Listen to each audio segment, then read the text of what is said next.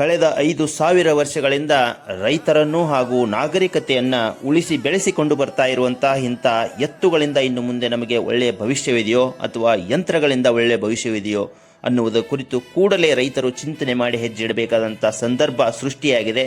ಯಾಕೆಂದರೆ ಡೀಸೆಲ್ ಅಭಾವವಾದಂತೆ ಟ್ರ್ಯಾಕ್ಟರ್ಗಳನ್ನು ಬಳಕೆ ಮಾಡಲು ಆಗದಂಥ ಸಂದರ್ಭ ಸೃಷ್ಟಿಯಾಗಿ ದೊಡ್ಡದಾದಂತಹ ಪಾಠವನ್ನು ಇಡೀ ಸಮಾಜ ಕಲಿತು ಹೆಜ್ಜೆ ಇಡಬೇಕಾದಂಥ ಸಂದರ್ಭ ಬಹಳ ದೂರ ಉಳಿದಿಲ್ಲ. ಜ್ಞಾನಯೋಗಿ ಪೂಜ್ಯ ಶ್ರೀ ಸಿದ್ದೇಶ್ವರ ಸ್ವಾಮೀಜಿಯವರ ದೂರದೃಷ್ಟಿಕೋನದ ಮಾತುಗಳನ್ನು ಆಲಿಸಿದ ಕೃಷಿ ಪದವೀಧರರು ನಂದಿ ಕೂಗು ಎಂಬ ಅಭಿಯಾನವನ್ನು ಪ್ರಾರಂಭಿಸಿ ಪ್ರತಿ ಗ್ರಾಮಗಳಲ್ಲಿ ಜೋಡೆತ್ತಿನ ಕೃಷಿಕರ ಸಂಖ್ಯೆ ಹೆಚ್ಚಿಗೆ ಆಗಬೇಕು ಅನ್ನುವಂತಹ ನಿಟ್ಟಿನಲ್ಲಿ ಹಲವು ಜನಜಾಗೃತಿ ಕಾರ್ಯಕ್ರಮಗಳನ್ನು ಕಳೆದ 2 ವರ್ಷಗಳಿಂದ ಆಯೋಜಿಸುತ್ತಾ ಬಂದಿದ್ದಾರೆ.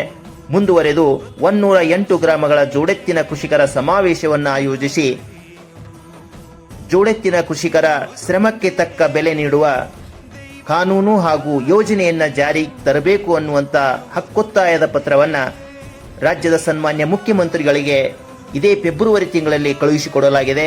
ಆದರೆ ಇಲ್ಲಿಯವರೆಗೆ ಯಾವುದೇ ರೀತಿಯ ಉತ್ತರ ಬಂದಿರುವುದಿಲ್ಲ. ಆದರೆ ಇಂದು ಡೀಸೆಲ್ ಕೊರತೆ ಸೃಷ್ಟಿಯಾಗಿ ಟ್ರ್ಯಾಕ್ಟರ್ಗಳನ್ನು ಬಳಕೆ ಮಾಡಲು ಸಾಧ್ಯವಿಲ್ಲ, ನಮ್ಮಲ್ಲಿ ಎತ್ತುಗಳು ಕೂಡ ಇಲ್ಲ ಅನ್ನುವಂಥ ಪರಿಸ್ಥಿತಿ ಪ್ರತಿ ಗ್ರಾಮಗಳಲ್ಲಿ ನಿರ್ಮಾಣವಾಗ್ತಾ ಇದೆ.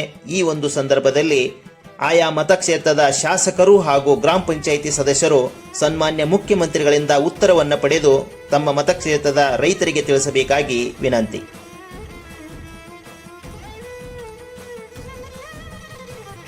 ನಂದಿ ಗ್ಯಾಸ್, ನಂದಿ ವಿದ್ಯುತ್, ನಂದಿ ಆಹಾರ, ನಂದಿ ಗೊಬ್ಬರಗಳು, ನಂದಿ ಆರೋಗ್ಯ ವರ್ಧಕಗಳನ್ನು ಬಳಸಿದರೆ ಮಾತ್ರ ಇನ್ನು ಮುಂದೆ ನಮಗೆಲ್ಲ ಒಳ್ಳೆಯ ಭವಿಷ್ಯವಿದೆ. ನಂದಿ ಶಕ್ತಿಯಿಂದ ಸ್ವಾವಲಂಬಿ ಹಾಗೂ ಆರೋಗ್ಯವಂತ ರಾಷ್ಟ್ರ ನಿರ್ಮಿಸಲು ಬಯಸುವ ರಾಜಕೀಯ ನಾಯಕರಿಗೆ ಪಕ್ಷಾತೀತವಾಗಿ ಮತ ನೀಡುವ ಸಂಕಲ್ಪ ಮಾಡಿ ನಂದಿ ಸೈನಿಕರಾಗೋಣ ಬನ್ನಿ.